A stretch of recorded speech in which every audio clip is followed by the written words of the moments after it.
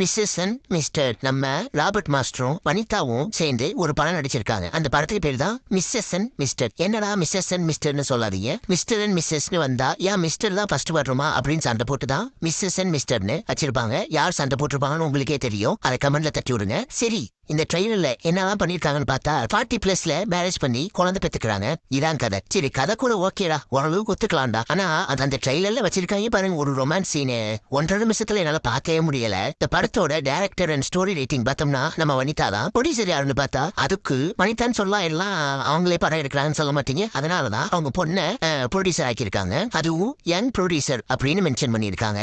ட்ரெய்லர்ல வேற என்னடா இருக்கு அப்படின்னு பாத்தீங்கன்னா, யாரெல்லாம் நடிக்கிறாங்கன்னா தமிழ் சினிமால காணாம போன நட்சத்திரங்கள்லாம் தூக்கிட்டு வந்து மொத்தமா போட்டு எடுத்து வச்சிருக்காங்க. இந்த ட்ரெய்லர் பார்க்கும்போது எனக்கு ஒரு பெரிய ஷாக்கு என்னன்னா, எந்த ஒரு ட்ரெய்லர்லயும் இந்த மாதிரி கமெண்ட் பாக்ஸ்ல கழுவி ஊத்திருக்க மாட்டாங்க. ஒரு பாசிட்டிவ் கமெண்ட் கூட இல்ல, எல்லாமே நெகட்டிவ் கமெண்ட் தான். என்ன சொல்றது எனக்கே தெரியல. நீங்க இந்த படத்துக்கு போறீங்களா போகலையான்னு கமெண்ட்ல சொல்லுங்க. Tata, bye by.